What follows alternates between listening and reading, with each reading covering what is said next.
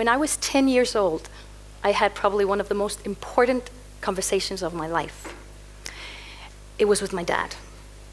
Because I remember we were watching the news, and I remember my dad was furious. He was very unhappy because the country was going wrong. I was living in Denmark in a very, very small town, my family. And my dad was very, very upset because the government is doing wrong, the new prime minister is doing wrong. And I remember I said to my dad, you know what? When I grow up, I will become the prime minister and I will change everything you want. And his answer became probably the most important answer he's ever given me in my life. He looked at me very serious and said, if anyone can do this, it's going to be you. And you're going to be the best prime minister this country has ever seen. And I will vote for you. And that has followed me my whole life through. I am not the prime minister yet. I will get there though. But if my own dad thinks that I can become the prime minister, there's nothing I cannot do. I decided to become a singer. This was what I wanted to do ever since I was very, very little. And my sister and I, we sang a lot, and our dad became our manager. He made tons of concerts for us. Every weekend we were out singing, hundreds of concerts throughout our younger years. He managed to find someone who could record 2 albums with us, so we did 2 kids' albums. We became locally famous, not really big famous. So that was always the thing we needed to become, worldwide famous. But since we've always had that spirit at home, you can become anything you want, we just kept going. Singing, studying, getting better.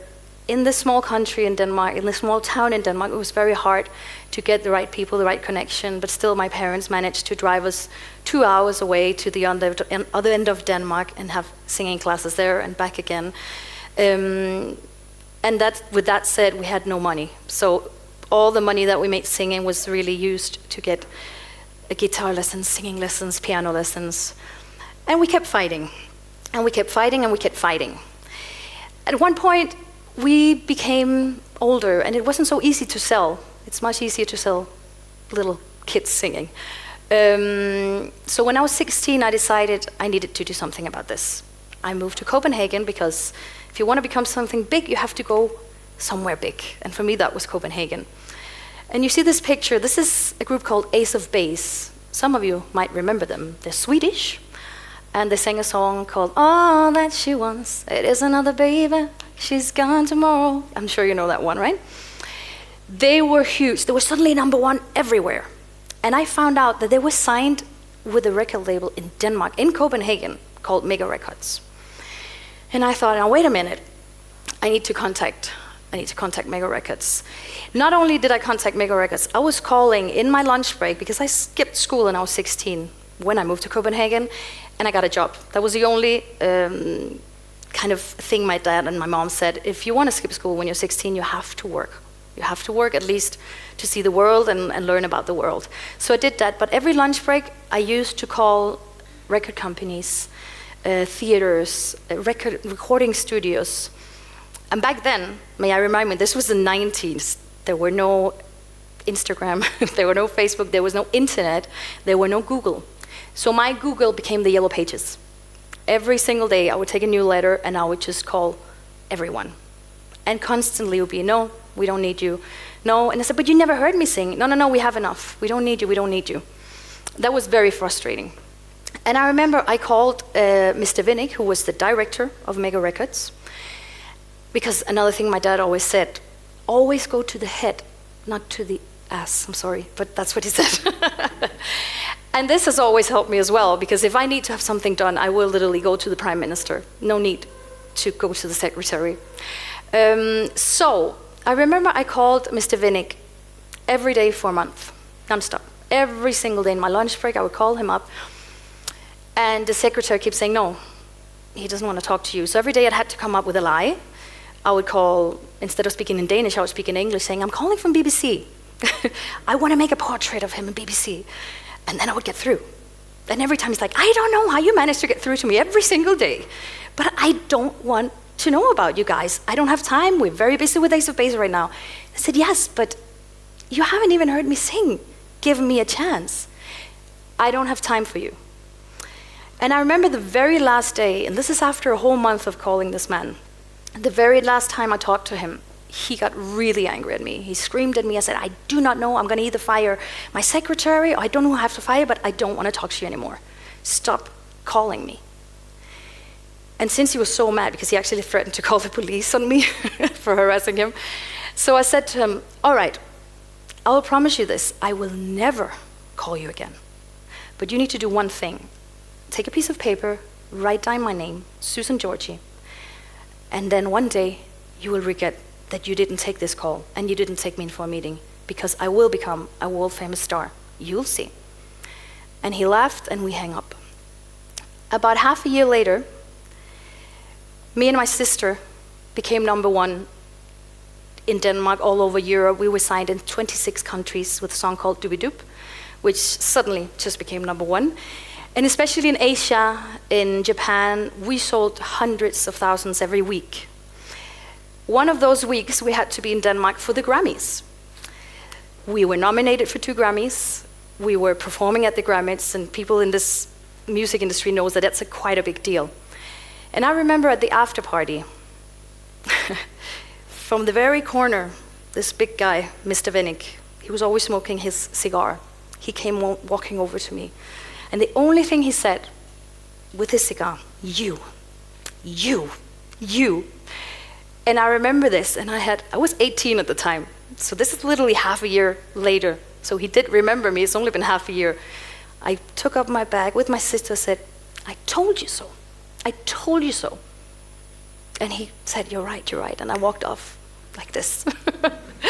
And it's these moments, and I think it's so important to know that these moments that we are fighting the most, there will always be people telling you you're not good enough, telling you no, even without knowing anything about you. This is their world. You have to focus on your own world. Always stay in focus, and this is something that I've done always, also something I've learned from my parents. You need to stay in focus, because there will always be side noise that will be bothering you. People don't like people succeeding. That's a fact. So you need to ignore whatever comes from the side, and make sure you surround yourself with people that lifts you up, not that brings you down, because there's a lot of those out there. A big percentage of people in this world really don't want change. They're more comfortable being where they are. So you changing also, meaning everything around you change. They don't like that. Oh, sorry. Okay, so in all this adventure, we managed to sell 3 million albums, win Grammys, travel the world. I feel very lucky. Also, again, luck is something you need to pursue. Luck is something that doesn't just come to you. You need to work really hard to be lucky. And not give up, obviously. This is from also an incredible moment. Our first million sold in Japan.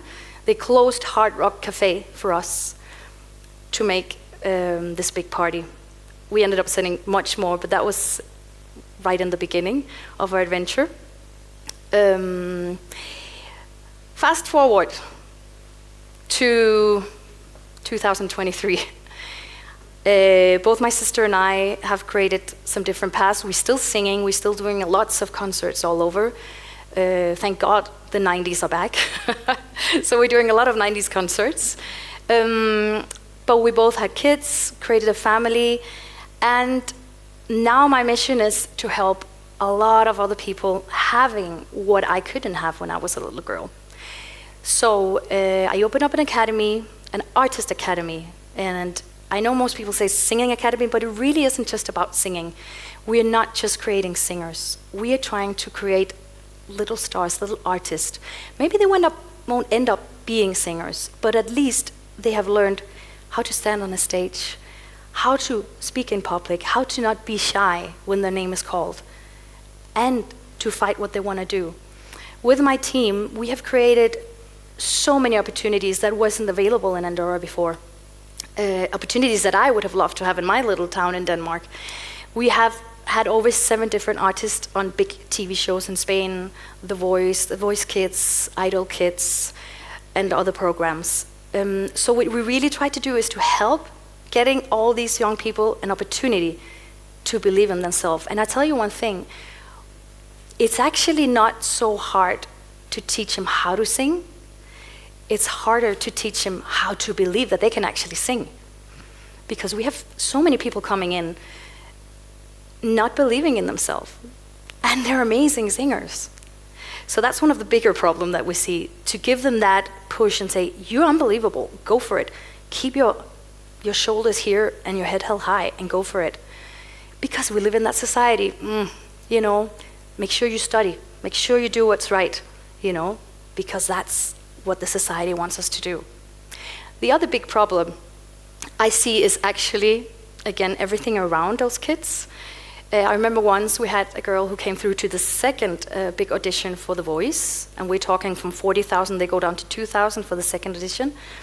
Very talented girl. And I remember the day before the audition, I got a phone call from the mom saying, look, she can't make it, she has a big exam tomorrow in school. And I was blown away. I could not believe it. She was 12 years old. When she's 30 or 20, that exam will not show anywhere. That number is insignificant. But that audition could actually have meant so much for her. Maybe she wouldn't pass, but at least she knew that she's been there and she did it and she tried. So many times we have more battles to fight than with the kids or with adults also, It's all the surroundings. And again, if you keep that focus going, don't let the surroundings tell you otherwise. This is what we do in the academy. Among these students are these 2 little girls, and I'm proud to say they're mine. And they were in a big TV show this year, The Voice Kids, and they made it really, really far. My girls can be whatever they want to be. I don't mind. They can become anything they want. They don't have to be singers. I feel, though, very fortunate that they want to be singers. So I promised them, as my dad promised me, that I will get them to the end of the world and I will be their manager. And this is what I am now. And the other day I had a conversation with a person who told me, but what if it doesn't happen?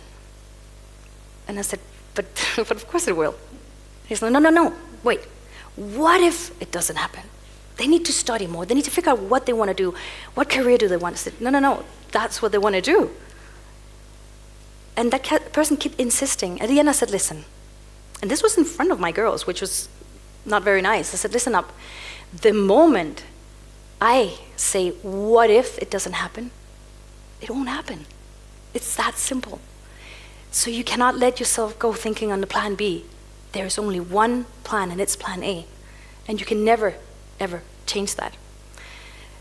So we'll see how that goes. I know how it's going to go.